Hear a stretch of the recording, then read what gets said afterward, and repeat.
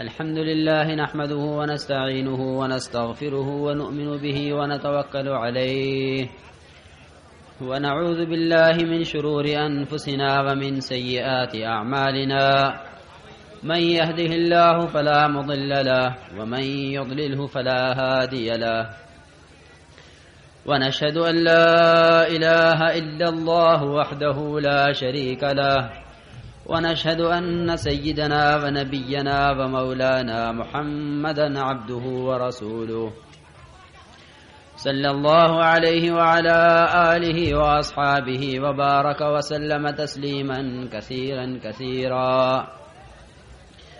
أما بعد فأعوذ بالله من الشيطان الرجيم.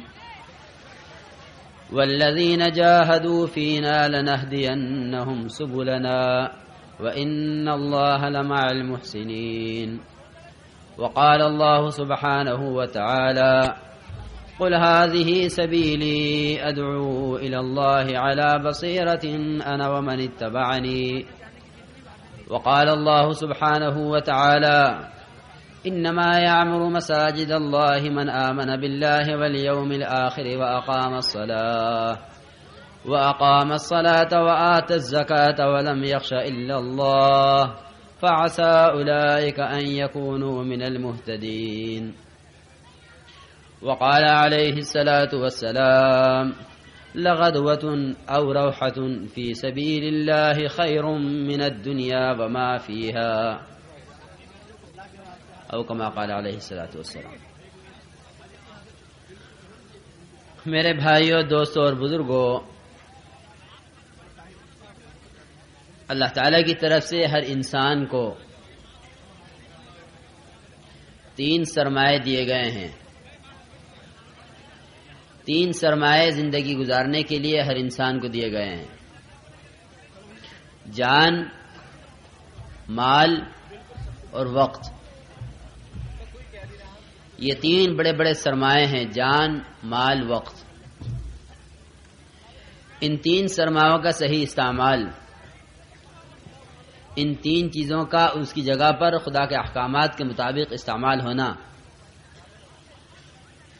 ان 3 چیزوں کو غنیمت سمجھنا، مرنے سے پہلے ان 3 چیزوں سے فائدہ اٹھا لینا، یہ کامیابی کا راستہ ہے. اور جناب رسول اللہ صلی اللہ علیہ وسلم اور آپ سے پہلے کے تمام انبیاء علیہ السلام جتنے گزرے ہیں، ان سب کی جان، مال، وقت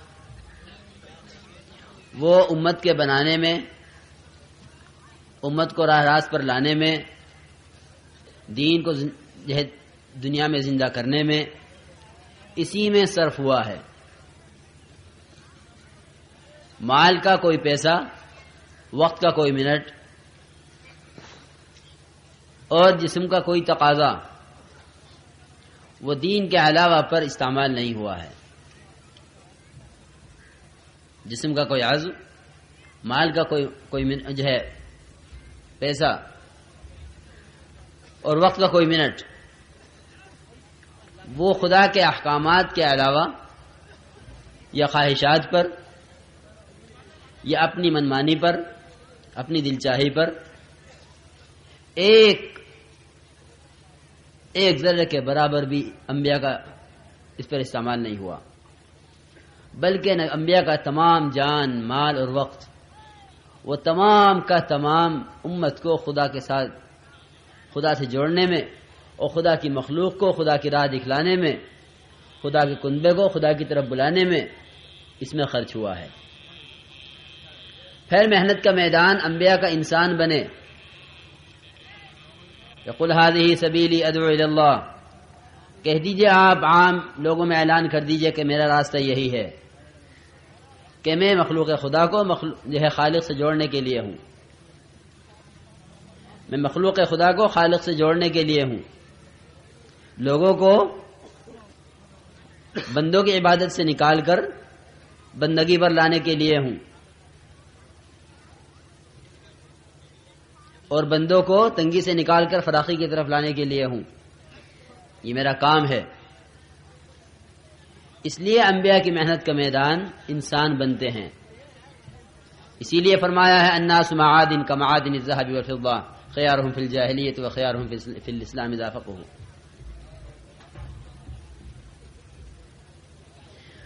کہ انسان سونے کی کانیں ہیں، اگر ان پر محنت کی جائے، ان کو کھودا جائے، ان پر جان مال وقت لگایا جائے، یہ سونے کی کانیں ہیں. ان میں سے سونا نکلے گا، ان میں سے چاندی نکلے گی، ان میں سے وہ تمام جواہرات نکلیں گے جو اللہ تعالیٰ نے اپنے خلیفہ کے اندر رکھے ہیں. لیکن اگر انسان محنت کا میدان ہی نہ ہو، انسان کو محنت کا میدان سمجھا نہ جائے، انسان کے علاوہ ہر چیز کو محنت کا میدان بنائے ہوئے ہو، یہ بات تو طے ہے جو آدمی جس لائن کی محنت کرے گا اس لائن کی کمال کو پہنچے گا. جو جس چیز کو محنت کا میدان بنائے گا اس سے پورا استفادہ کرے گا اور وہ لائن اس پر پوری کھلے گی. بقول مولانا یوسف صاحب رحمۃ اللہ علیہ کہ کاشتکار زمین پر محنت کرتا ہے، لیکن زمین پر محنت کرنا اس کا زمین پر محنت کرنا صرف اس لیے ہے کہ میرا بیج کتنی گہرائی میں گیا ہے اور اس کو کچھ عرصے کے بعد کتنی بلندی پر آنا ہے. اس سے زیادہ اس کی سوچ نہیں ہوتی کہ یہ میرا بیج ہے، اسے کتنی گہرائی میں ڈالنا ہے اور کتنی اونچائی پر اس کو آنا ہے. اتنا اس کا ارادہ ہے، اتنی اس کی نیت ہے.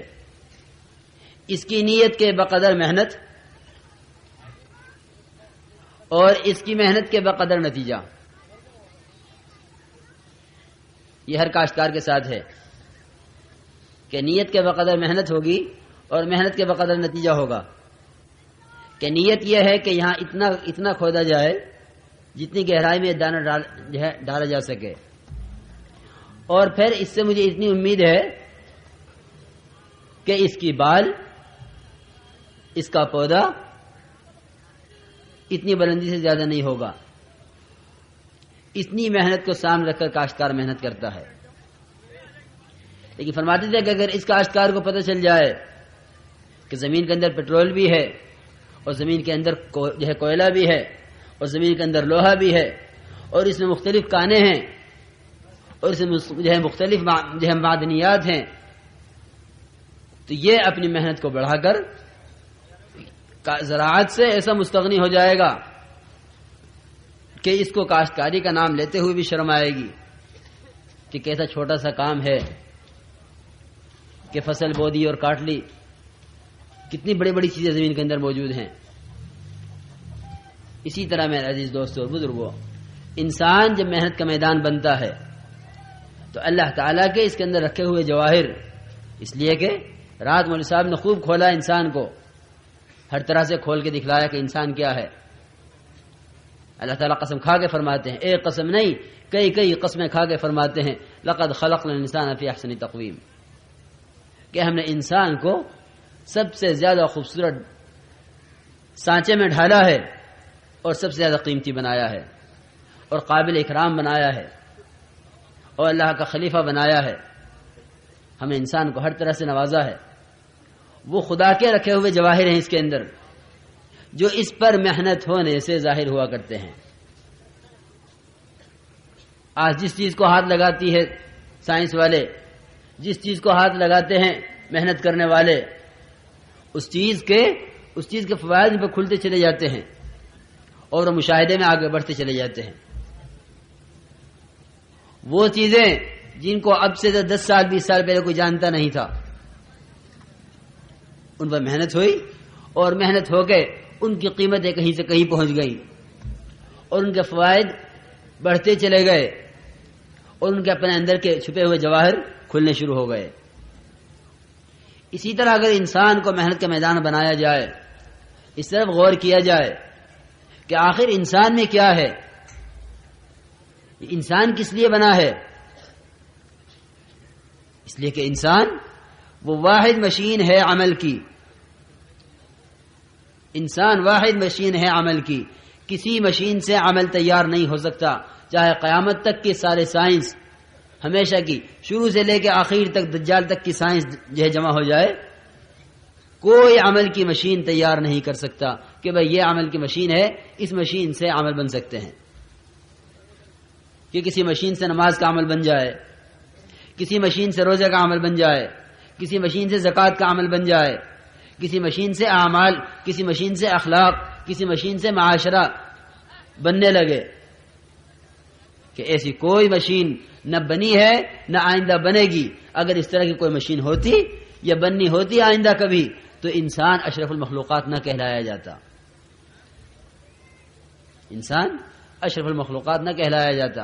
اس کی شرافت، اس کی کرامت، اس کا خدا کے یہاں مرتبہ، اس کا خدا کا خلیفہ ہونا، اس کا سارے عالم پر بھاری ہونا، اور زمین و آسمان کا ایک انسان کے اللہ کہنے پر باقی رہنا، کیونکہ یہ تمام کی تمام جتنی کرامتیں اور شرافتیں ہیں وہ سب کی سب صرف محض اس لیے ہیں کہ یہ انسان عمل کی مشین ہے۔ لیکن آج محنت کا میدان انسان کے علاوہ ہر چیز بنی ہوئی ہے، انسان کے علاوہ ہر چیز محنت کا میدان، اور انسان انتہائی بے قیمت، اس کی کوئی قیمت نہیں۔ اس کے پاس مال ہو تو اس کی جان خطرے میں، اس کے پاس عہدہ ہو تو اس کی جان خطرے میں، اس کے پاس جو چیز اس کے پاس ہے اس چیز کی قیمت چیز والے سے زیادہ ہے، اس کی قیمت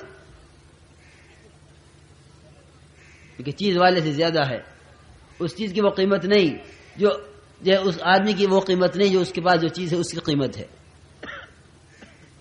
اس لیے وزیر کو بڑا نہیں سمجھتے، وزارت کو بڑا سمجھتے ہیں، مالدار کو بڑا نہیں سمجھتے، اس کے مال کو بڑا سمجھتے ہیں۔ آج اگر مالدار کے پاس مال نہ ہو تو اس کی کوئی حیثیت نہیں، آج وزیر کے پاس وزارت نہ ہو تو اس کی کوئی حیثیت نہیں۔ اور مولانا یوسف رحمۃ اللہ علیہ کہ اگر مال سے ہی قیمتی بنتا ہے انسان، اگر انسان مال سے ہی قیمتی بنتا ہے اور کوٹھی میں رہنے سے ہی قیمتی بنتا ہے اور ہوائی جہاز میں اڑنے سے ہی قیمتی بنتا ہے، تو فرماتے تھے کہ کوٹھیوں میں چوہے بھی رہتے ہیں اور کوٹھیوں میں کتے بھی رہتے ہیں اور ہوائی جہازوں میں کتے بھی سفر کرتے ہیں۔ فرماتے تھے اگر اعمال نہیں ہیں اور اگر آخرت کی فکر نہیں ہے اور اگر اپنے کو بنانے کا شوق اور جو ہے صبح سے شام تک اس کا غم نہیں ہے انسانیت کے بگڑنے کا، تو پھر یہ ہوائی جہازوں میں اڑے تو کوے کی طرح بے حیثیت، اور یہ سمندر میں تیرے تو سمندری سانپوں کی طرح بے حیثیت، اور یہ سڑکوں پہ پھرے تو کتوں کی طرح بے حیثیت، کہ اس کی کوئی حیثیت نہیں، اس کی اپنی حیثیت، اس کا اپنا مقام اس کے اعمال سے ہے، اور جو راستہ اس کو بتلایا گیا ہے اس راستے پر چلنے سے ہے۔ اس لیے جب محنت کا رخ بدلا جائے گا تو اللہ تعالیٰ تاکید کے ساتھ فرماتے ہیں جو ہمارے دین کی محنت کرتے ہیں ہم انہیں ضرور ہدایت دیتے ہیں، جو ہمارے دین کی محنت کرتے ہیں ہم انہیں ضرور ہدایت دیتے ہیں۔ والذین جاہدوا فینا لنہدینہم سبلنا، یہ نہیں فرمایا کہ جو محنت کریں گے ہم انہیں ہدایت دیں گے، تاجر تجارت کی محنت کرے گا ہم ہدایت دیں گے، کاشتکاری کی محنت کرے گا ہم ہدایت دیں گے، ملازم ملازمت کی محنت کرے گا ہم ہدایت دیں گے۔ جو جس لائن کی محنت کرے گا اس لائن کی ہدایت ہوگی، جو جس لائن کی محنت کرے گا وہ لائن اس پر کھلے گی، لیکن جو ہماری لائن میں محنت کرے گا ہم اسے اپنی لائن کی ضرور ہدایت دیں گے اور ضرور اپنا راستہ اس پر کھولیں گے۔ اس لیے میرے عزیز دوستو اور بزرگوں، ہمیں اپنی محنت کے رخ کو بدلنا ہے، ہمیں اپنی محنت کے رخ کو بدلنا ہے، اور محنت کے رخ کو بدل کر دنیا سے آخرت کی طرف، چیزوں سے اعمال کی طرف،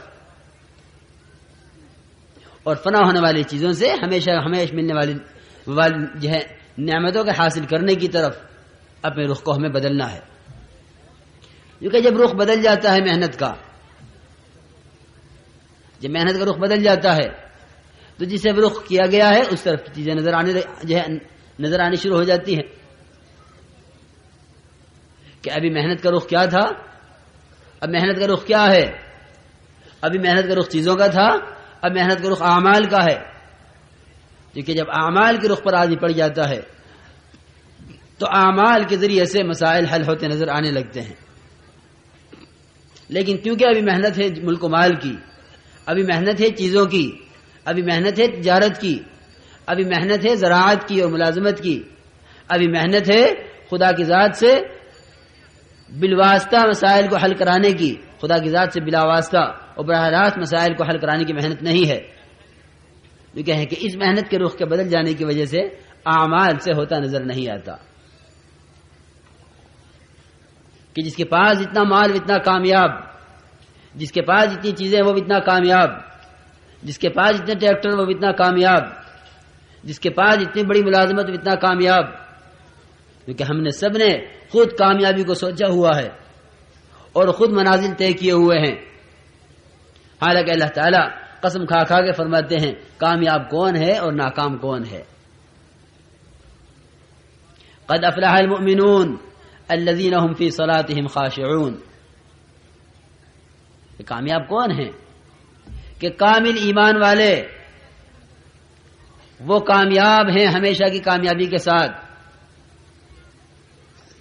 الذين هم في صلاتهم خاشعون، جو اپنی نماز کے اندر خشوع و خضوع رکھتے ہیں، اپنی نماز کو ضائع نہیں ہونے دیتے. ارأيت الذي يكذب بالدين فذلك الذي يدعو اليتيم. کون ہے دین کا جو ہے جھٹلانے والا؟ یہ ہے جو نہ مال کا حق ادا کر رہا ہے نہ جان کا حق ادا کر رہا ہے. فویل للمصلین، ہلاکت ہو ان نمازیوں کے لیے کہ نمازی ہوتے ہوئے نماز کو بھول جاتے ہیں. الذین هم عن صلاتهم ساہون، کہ نماز کو جانتے ہوئے، نماز کے فریضے کو فریضہ سمجھتے ہوئے اس سے غفلت میں ہیں. تو یہ کہیں کہ اللہ تعالیٰ نے ہمیشہ کی کامیابی کا وعدہ فرمایا ہے الذین هم فی صلاتهم خاشعون والذین هم عن اللغو معرضون. جو چیز خدا کی یاد سے غافل کرنے والی ہے، جو چیز خدا کی یاد سے ہٹانے والی ہے. اگر گھوڑوں کے استبل میں ہیں اور وہاں نماز یاد نہیں رہی، حضرت سلیمان علیہ السلام گھوڑوں کے استبل میں گھوڑا کا معائنہ کرتے ہوئے کہ نماز یاد نہیں رہی. اور ایک صحابی جو کہ باغ میں نماز پڑھتے ہوئے ایک چڑیا میں دھیان چلا گیا، نماز سے دھیان ہٹ گیا کہ باغ کو ہٹاؤ راستے سے، باغ کو راستے سے ہٹاؤ، یہ نماز خراب کرنے والا ہے. صبح سے شام تک کتنے مسائل ایسے ہیں جو یوں کہلواتے ہیں کہ ہاں نماز ابھی پڑھ لیں گے، ابھی پڑھ لیں گے، ابھی پڑھ لیں گے. وہ ٹالتے رہتا ہے نماز کو، اس لیے کہ یقین یہ بنا ہوا ہے کہ میں جس لائن سے محنت کر رہا ہوں اس لائن سے ہر ایک اپنا اور غیر، خدا کو ماننے والا نہ ماننے والا، ایمان لانے والا نہ اور ایمان نہ لانے والا، ہر ایک کو اس لائن سے مل رہا ہے، ہر ایک کو اس لائن سے مل رہا ہے، ہر ایک کامیاب ہو رہا ہے محنت کر کے.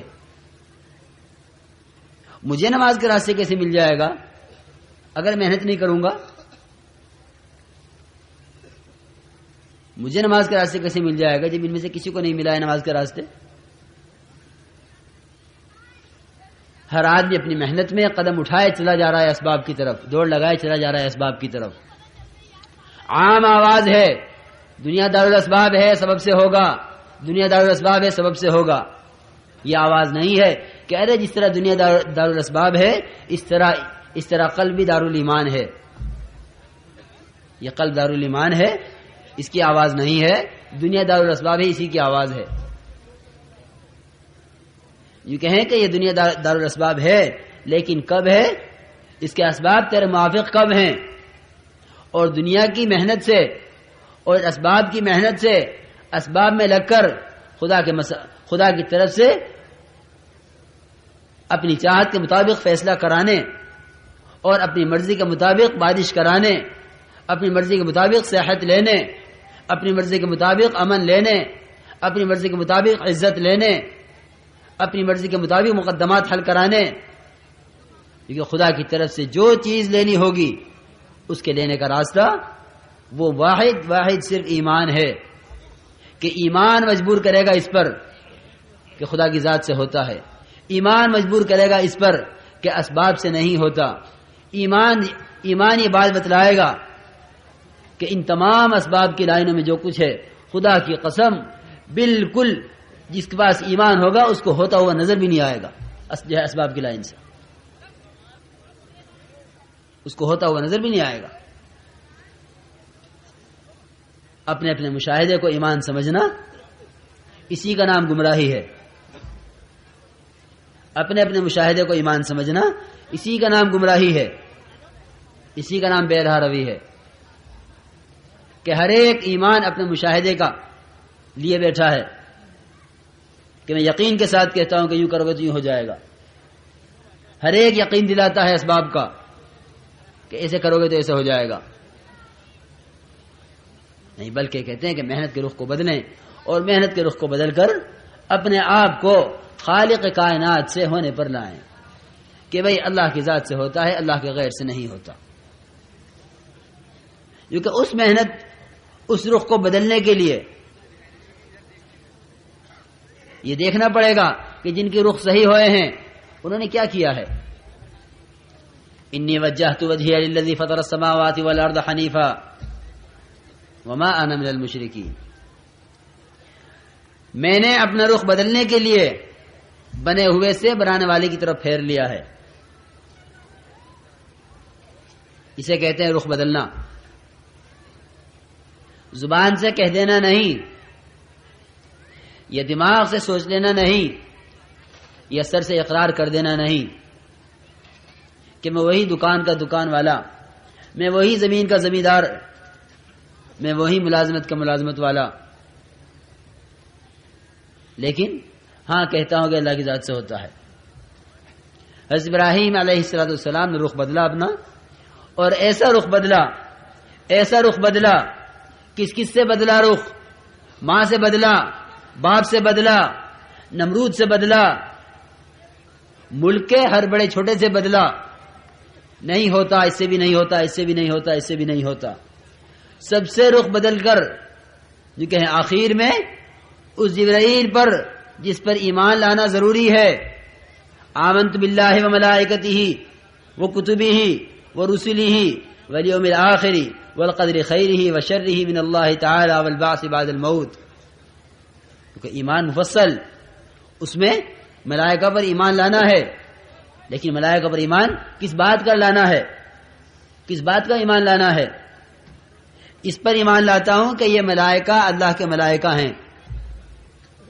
اس پر ایمان نہیں لاتا کہ ملائکہ سے ہوتا ہے. یہ ایمان نہیں ہے. ملائکہ سے ہونا ایمان نہیں ہے. ملائکہ کے وجود کا یقین رکھنا ایمان ہے. ملائکہ کے وجود پر ایمان لانا ضروری ہے. ملائکہ سے ہونے پر ایمان لانا نہیں ہے، بلکہ یہ بھی شرک ہے. تو یہ کہ ہم نے ایسا رخ بدلوایا حضرت ابراہیم کا کہ منجنیق میں بیٹھے ہوئے ہیں، توپ کے اندر بیٹھے ہوئے ہیں، چند منٹ میں پھینکے جانے والے ہیں اس آگ میں، جو آگ مہینے بھر کی محنت کے بعد جو ہے دہکائی گئی ہے. ہر مرنے والا وصیت کر کے جاتا تھا کہ ابراہیم کی آگ میں ضرور جو ہے لکڑی ڈالنی ہے. بیماروں کے تیماردار وہ نظر مانے بیٹھے ہیں کہ بیمار ٹھیک ہو گیا تو ابراہیم کی جو ہے آگ میں لکڑی ڈالنی ہے. لیکن ایسی زبردست آگ کہ اگر اوپر سے پرندہ گزرے، اوپر سے بلندی سے کوئی پرندہ گزرے اس آگ کے اوپر سے تو جل کر نیچے گر جائے. اتنی زبردست آگ. اس آگ میں ڈالا جانا ہے ابراہیم علیہ السلام کو. نمرود بخیل، کپڑے اس نے اتار لیے کہ یہ گریں گے کپڑے جلیں گے، کپڑے ہمارے کام آئیں گے. کپڑے اتار کر رکھ لیے اور ابراہیم علیہ السلام کو ننگا کر کے توپ کے اندر بٹھا دیا. کھلبلی مچی ہوئی ہے جو ہے ملائکہ میں، ہمیں کیوں نہیں بھیجتے؟ آپ نے مجھے پانی کی قوت دی ہے، آپ نے مجھے پہاڑوں کی قوت دی ہے، آپ نے مجھے ہوا کی قوت دی ہے، اور جبرائیل علیہ السلام کہ آپ نے مجھے ان تمام قوتوں سے نوازا ہے جو قوت آپ نے اوروں کو نہیں دی ہے، ہمیں کیوں نہیں جانے دیتے؟ ہم نے دوست اس لیے نہیں بنایا کہ ہمارے علاوہ کوئی بھی پہنچ جائے مدد کے لیے، ہم نے دوست اس لیے بنایا ہے کہ ہم سے کہے گا ہم کریں گے۔